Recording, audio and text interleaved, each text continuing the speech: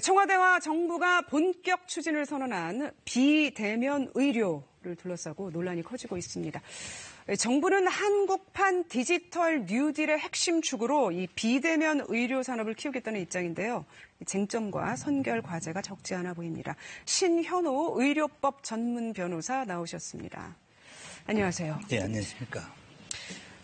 최근에 청와대부터 관련 부처까지 원격 의료 추진을 거론해 왔습니다. 그런데 이제 정부에서는 우리가 말하는 거는 원격 의료가 아니라 비대면, 저 뒤에 나오죠. 원격 의료가 아니라 비대면 진료다. 이렇게 얘기를 하고 있는데 두 가지가 크게 다른 건가요? 사실은 같은 얘기죠. 네. 의료라는 게 원래 옛날부터 시진, 청진, 촉진하면서 직접 대면 진료를 원칙으로 해왔는데 네. 이제 시대가 바뀌면서 디지털화되면서 이제 비대면 간접 진료가 더 많아졌습니다.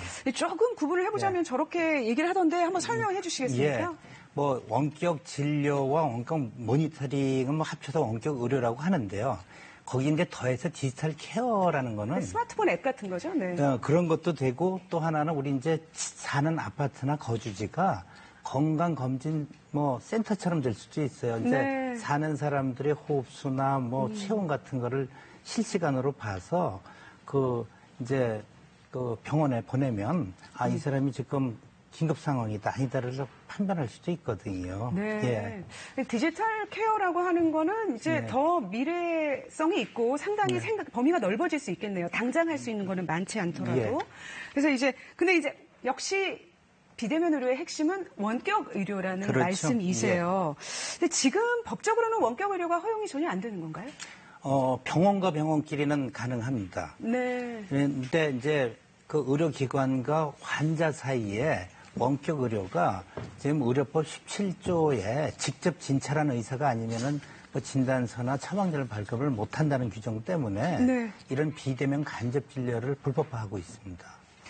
사실 이제 원격 의료 논란이 하루 이틀 된 얘기는 아니잖아요. 사실 이제 20년 동안 또 이제 국회에서 이루어진 시간만 20년인데 정부가 비대면 진료라는 그런 새로운 개념까지 강조를 하면서 추진하는 이유가 뭐라고 보십니까? 제일 큰 거는 이해관계자들의 저항이 심해서 그렇겠죠. 그동안에 안정적인 직업을 가지고 있다가 그러니까 지금까지 못했던 이유는 이해관계자들의 저항이다. 그게 제일 큽니다. 그리고 또 이거에 따라서 사실은 국회가 이런 국민의 생명권이나 건강권을 지켜야 되는 그런 관점보다는 다음에 어떻게 재선될 것인가 하다 보니까 눈치 보기도 심해졌고요. 또 정부 역시 마찬가지입니다. 이런 관리가 어렵다 보니까 여기에 대해 적극적인 추진 의지를 지금 안 보이고 있습니다. 네, 그럼 이 정부에서 적극 추진하는 이유는 뭘까요? 지금까지는 그래서 잘 못했는데.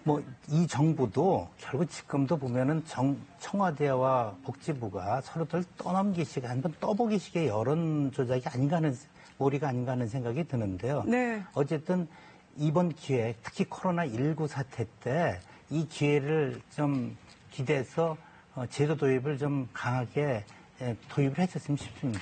논의가 조금 더 진지하게 이루어져야 된다라는 그런 입장이신 것 같은데요. 자, 쟁점들을 저희가 이제 뒤에 한번 이렇게 짚어봤습니다. 크게 나누면 이제 진료의 품질을 비대면 의료나 원격 의료가 보장할 수 있겠느냐. 그리고 비대면 의료가 오히려 비용을 이제 진료와 관련된 비용을 이제 환자들이 부담해야 되는 거죠. 증가시킬 수 있다라는 건데. 자, 첫 번째 진료 품질과 관련해서 이제 의사들이 우려하는 거죠. 어떤 부분을 우려하는 건가요? 직접 봐도 오진이 생기는데 이런 원격 진료를 하다 보면은 화상도 떨어지고 속도도 떨어지는데 오히려 사고 날 수가 있다는 논리가 제일 컸습니다. 그런데 지금 이 원격 진료는 오히려 환자들 입장에서는 환자 중심으로 바뀔 수도 있고 오진율도 줄일 수 있는 게요. 다학제 간 그런 진단이 가능해졌습니다. 혼자서 진단하는 게 아니고 여러 과가 모여서 진단할 수 있기 때문에 오진율도 훨씬 더 줄일 수 있다고 생각합니다. 오히려 이제 장점도 있을 수 있다는 건데, 근데 기술적으로는 어떻습니까? 기술적으로는 원격 진료를 할 수 있을 만큼 갖춰져 있나요? 사실은 왜냐하면 기술 수준이 안 갖춰져 있으면 잘 안 될 수도 있고 또 그게 또 비용을 증가시킬 수 있지 않습니까? 충분히 갖춰져 있다고 생각합니다. 우리나라가 94년도부터 경북대병원과 울진의료원, 전남대병원과 구례의료원이 시범사업을 실시를 했고요. 지금도 해경 경비정에서 환자 이송할 때 원격 진료를 하고 있고요. 119 대원들도 소방본부에 근무하는 의사들 통해서 원격 진료를 하고 있습니다. 이 기술적인 면에서는 그런 걱정은 안 해도 되지 않을까 싶습니다. 시민단체들이 사실 오랫동안 반대를 해왔어요. 근데 시민단체들이 반대하는 것의 핵심은 이제 그 비용 문제인데 특히나 이게 이제 워낙 첨단 장비들이 필요할 수 있기 때문에 결국은 대형 병원으로 쏠리게 될 것이고 그러다 보면 뭐 의료 영리화의 방향으로 진행하는 계기가 될 수도 있을 것이다. 어떻게 보시나요? 그 전혀 전 다른 생각을 가지고 있습니다. 시민단체도 극좌부터 극우까지 다 있는데요. 네. 지금 오히려 이런 것들이 비용을 줄일 수 있는 게 우리가 중복 진료 비용이 상당히 큽니다. 그런데 원격 진료를 하다 보면 그런 중복 진료 비용도 줄일 수 있고요. 대형 병원 쏠림 현상은 진료비 차감 제도를 도입을 해서 예를 들어 하루에 100명 보는데 110명을 보게 되면 그다음부터는 진료비를 깎게 되거나 하면은 충분히 대형 병원 쏠림 현상도 막을 수 있습니다. 특히 또 이제 영리화를 문제를 삼고 있는데 영리병원이라는 건 쉽게 해서 돈벌이가 돼야 하거든요. 그런데 우리나라는 건강보험 제도라는 공보험 제도를 가지고 있기 때문에 우리나라 현실화에서 영리병원으로 돈 벌기는 쉽지 않습니다. 네, 그렇군요.